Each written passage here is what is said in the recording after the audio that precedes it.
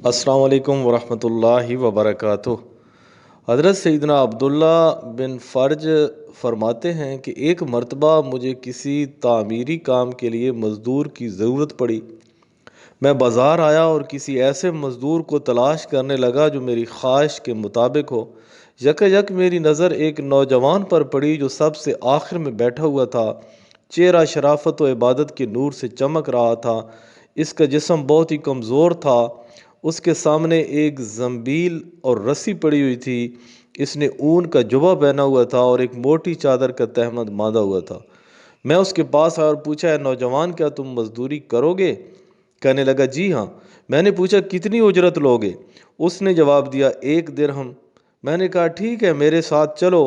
वो नौजवान कहने लगा, जैसे ही मुअज्जिन ज़ोहर की अजान देगा मैं काम छोड़कर नमाज की तैयारी करूँगा और नमाज के बाद दोबारा काम शुरू कर दूंगा। फिर जब असर की अजान होगी तो मैं फ़ौरन काम छोड़कर नमाज की तैयारी करूंगा और नमाज के बाद काम करूंगा। अगर तुम्हें यह शर्त मंजूर है तो मैं तुम्हारे साथ चलता हूँ, वरना कोई और मजदूर ढूंढ लो। मैंने कहा, मुझे तुम्हारी ये शर्त मंजूर है। मैं उसे लेकर अपने घर आया और काम की तफसील बता दी। उसने काम के लिए कमर बांधी और अपने काम में मशगूल हो गया और मुझसे कोई बात न की। जब मुअज्जिन ने ज़ोहर की अजान दी तो उसने मुझसे कहा, ए अब्दुल्ला, मुअज्जिन ने अजान दे दी है। मैंने कहा, आप जाइए और नमाज की तैयारी कीजिए। नमाज से फरागत के बाद वो अजीम नौजवान दोबारा अपने काम में मशगूल हो गया और बड़ी दयानतदारी से ऐसा अंदाज में काम करने लगा। असर की अजान होते ही उसने मुझसे कहा, ए अब्दुल्ला, मुअज्जिन अजान दे चुका। मैंने कहा, जाइए और नमाज पढ़ लीजिए। नमाज के बाद वो दोबारा काम में मशगूल हो गया और गुरूब आफताब तक काम करता रहा। फिर मैंने उसे तयशुदा उजरत दी और वो वहाँ से रुखसत हो गया।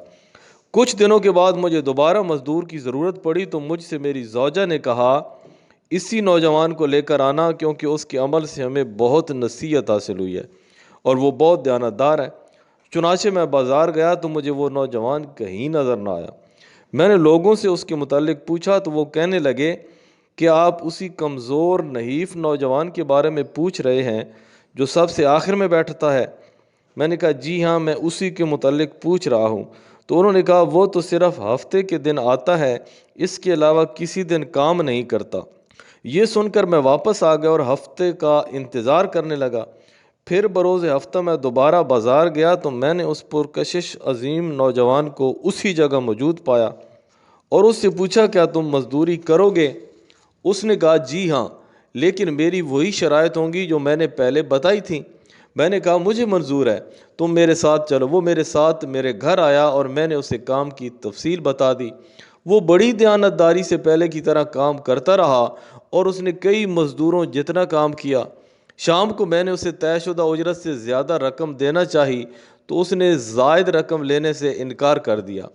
मैंने बहुत इसरार किया मगर वो ना माना और उजरत लिए बग़ैर ही वहाँ से जाने लगा। मुझे इस बात से बड़ा रंज हुआ कि वो बग़ैर उजरत लिए ही जा रहा है। मैंने उसका पीछा किया और बसद आजिज़ी उसे उजरत दी। उसने ज़ायद रकम वापस कर दी और तयशुदा मजदूरी लेकर वहाँ से रवाना हो गया। कुछ दिनों के बाद जब दोबारा मुझे मजदूर की ज़रूरत पड़ी तो मैं हफ्ते के दिन बाज़ार गया और इसी नौजवान को तलाश करने लगा, लेकिन वो मुझे कहीं नज़र ना आया। मैंने उसके मुतालिक पूछा तो लोगों ने बताया कि वो हफ्ते में सिर्फ 1 दिन काम करता है और मजदूरी में 1 दिरहम लेता है। मैंने पूछा, वो कहाँ रहता है? तो लोगों ने बताया कि वो फ़लाँ मकान में रहता है। मैं वहाँ पहुँचा तो वो एक बुढ़िया के मकान में मौजूद था। तो बुढ़िया ने बताया कि ये कई दिनों से बीमार है। मैं इसके पास पहुँचा तो देखा वो सख्त बीमारी में मुब्तला है और ईंटों का तकिया बनाया हुआ है। मैंने उसे सलाम किया और पूछा, मेरे भाई, क्या तुम्हारी कोई हाजत है? कहने लगा, जी हाँ, मुझे तुमसे एक ज़रूरी काम है, क्या तुम इसे पूरा करोगे? मैंने कहा, इंशाअल्लाह मैं तुम्हारा काम ज़रूर पूरा करूँगा, बताओ क्या काम है?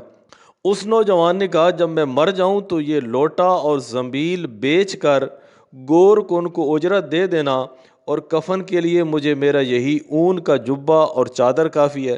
मुझे इसी लिबास में सपुर्द खाक कर देना और मेरी जेब में एक अंगूठी है, इसे अपने पास रखना और मेरी तदफीन के बाद इसे अमीरुल मोमिनीन हारून रशीद के पास ले जाना। جب ان کی شاہی سواری فلاں دن فلاں مقام سے گزرے تو انہیں کہنا میرے پاس آپ کی ایک امانت ہے، پھر انہیں یہ انگوٹھی دکھا دینا، وہ خود ہی تمہیں اپنے پاس بلا لیں گے، اور اس بات کا خیال رکھنا کہ یہ کام میری تدفین کے بعد ہی کرنا۔ میں نے کہا ٹھیک ہے، میں تمہاری وصیت پر عمل کروں گا۔ پھر اس عظیم نوجوان کی روح قفس انصری سے پرواز کر گئی۔ مجھے اس کی موت کا بہت دکھ ہوا، بہرحال میں نے اس کی وصیت کے مطابق اس کی تجہیز و تکفین کی، اور پھر انتظار کرنے لگا کہ خلیفہ ہارون الرشید کی سواری کس دن نکلتی ہے۔ جب وہ دن آیا تو میں راستے میں بیٹھ گیا۔ امیر المومنین جاہ و جلال کے عالم میں ہزاروں شاہ سواروں کے ساتھ بڑی شان و شوکت سے چلے آ رہے تھے۔ جب ان کی سواری میرے قریب سے گزری تو میں نے بلند آواز سے کہا، اے امیر المومنین، میرے پاس آپ کی ایک امانت ہے۔ پھر میں نے وہ انگوٹھی دکھائی۔ انہوں نے انگوٹھی دیکھ کر حکم دیا کہ اسے ہمارے مہمان خانے میں لے جاؤ، میں اس سے علیحدگی میں گفتگو کروں گا۔ چنانچہ مجھے محل میں پہنچا دیا گیا۔ جب خلیفہ ہارون الرشید کی واپسی ہوئی تو انہوں نے مجھے اپنے پاس بلایا اور باقی تمام لوگوں کو باہر جانے کا حکم دیا۔ پھر مجھ سے پوچھا تم کون ہو؟ میں نے کہا میرا نام عبداللہ بن فرج ہے۔ انہوں نے پوچھا تمہارے پاس یہ انگوٹھی کہاں سے آئی؟ میں نے اس عظیم نوجوان کا سارا واقعہ خلیفہ ہارون الرشید کو سنا دیا۔ یہ سن کر وہ اس قدر روئے کہ مجھے ان پر ترس آنے لگا۔ پھر جب وہ میری طرف متوجہ ہوئے تو میں نے ان سے پوچھا، اے امیر المومنین، اس نوجوان سے آپ کا کیا رشتہ تھا؟ آپ رحمۃ اللہ علیہ نے فرمایا وہ میرا بیٹا تھا۔ میں نے پوچھا اس کی یہ حالت کیسے ہوئی؟ آپ رحمۃ اللہ تعالیٰ علیہ نے فرمایا وہ مجھے خلافت ملنے سے پہلے پیدا ہوا تھا۔